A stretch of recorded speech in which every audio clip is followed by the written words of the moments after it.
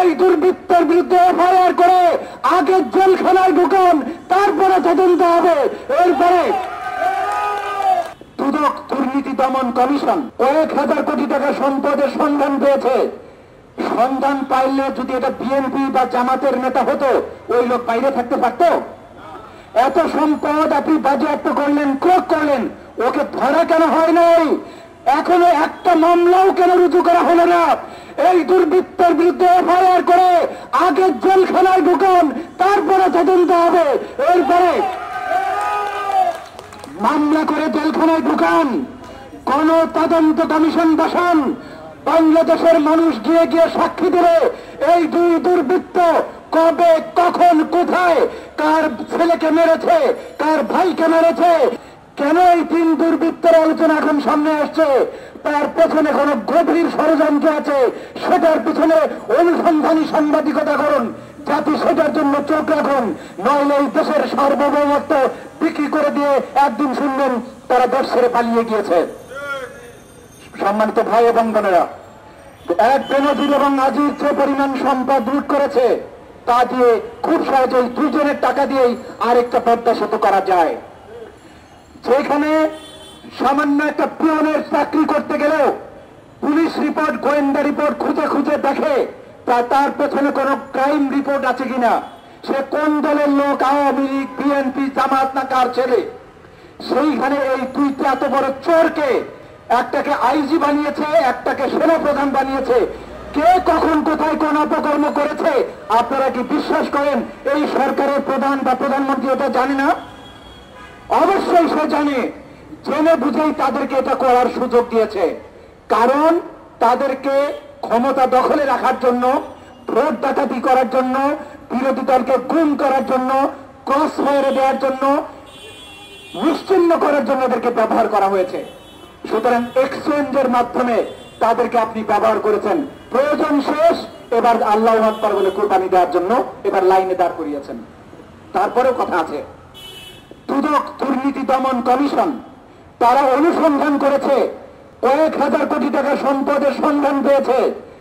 সন্ধান পাইলে যদি এটা বিএনপি বা জামাতের নেতা হতো, ওই লোক বাইরে থাকতে পারত?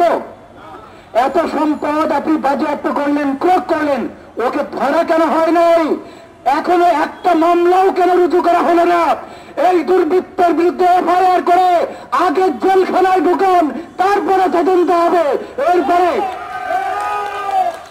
মামলা করে জেলখানায় ঢুকান, কোন তদন্ত কমিশন বসান, বাংলাদেশের মানুষ গিয়ে গিয়ে সাক্ষী দেবে এই দুই দুর্বৃত্ত কবে, কখন, কোথায়, কার ছেলেকে মেরেছে, কার ভাইকে মেরেছে, কার জমি দখল করেছে, কোথায় কোথায় কোন অন্যায় করেছে, কোন নারীকে নিয়ে গিয়েছে, এই সব কিছু বাংলাদেশের জনগণকে সাক্ষী দেবে। এইভাবে রাষ্ট্রীয়ভাবে দুর্বৃত্তায়নের মাধ্যমে বাংলাদেশকে ধ্বংস করা হয়েছে। এদের মধ্যে মিডিয়াকে ব্যস্ত রেখেছে ঘূর্ণিঝড়ের খবর, রেমালের খবর জনগণকে জানতে দেয়, যেটা বলেছেন আমাদের ব্যারিস্টার আসাদুজ্জামান ফুয়াদ। উপকূল নিয়ে আরেকটি কথা বলতে চাই।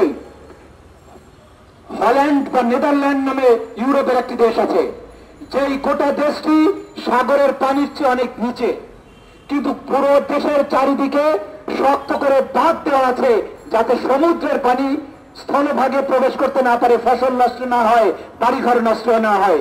বাংলাদেশের উপকূলীয় জেলাগুলোতে প্রত্যেক বছর উপকূলীয় বাঁধ দেওয়া হয়।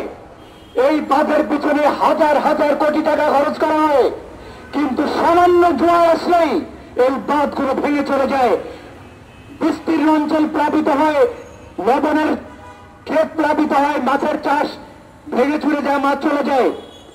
এই হাজার হাজার কোটি টাকা দিয়ে এমন উপকূল রক্ষা বাঁধ করা সম্ভব যেটা আগামী 100 বছরে ভাঙবে না, কিন্তু তারা টাকা খরচ করে ঠিকই, বাঁধ নির্মাণ করে কাদামাটি দিয়ে আগামী বছর আসার আগেই যাতে এটা ভাঙে। এই দুর্বৃত্তরা রাষ্ট্রকে এইভাবে ফাঁপা করে দিয়েছে। আগের দিনে ইংরেজ দুর্বৃত্তরা ছিল, বিদেশি বেনিয়ারা ছিল, এই দেশের সম্পদ লুট করে ইউরোপে নিয়ে যেত, লন্ডনে নিত। আর আজকে ইউরোপ এবং আমেরিকান বেনিয়া বিদেশিরা বেনিয়া নয়, আমার দেশের বেনিয়া বাংলাদেশের জনগণকে শোষণ করে তাদের টাকা নিয়ে আমেরিকায় বাড়ি বানায়, ভার্জিনিয়াতে গল্ফ ক্লাব বানায়। আমরা বেনজির আর আজিজকে নিয়ে কথা বলি, তাদের যিনি গড মাদার আছেন তার নাম উচ্চারণ করতে ভয় পায়, কিন্তু তার সুপুত্র ভার্জিনিয়াতে গল্ফ ক্লাবের মালিক হন, রাজপ্রাসাদ বানান। এটা নিয়েও এই দেশের নাগরিকদেরকে, সাংবাদিকদেরকে এটা নিয়ে কথা বলতে হবে, অনুসন্ধানী প্রতিবেদন করতে হবে। প্রিয় ভাই বোনেরা, আজকে এই বিক্ষোভ জাতিকে সচেতন করার যে কাজ এবি পার্টি করছে সেটি অব্যাহত থাকবে।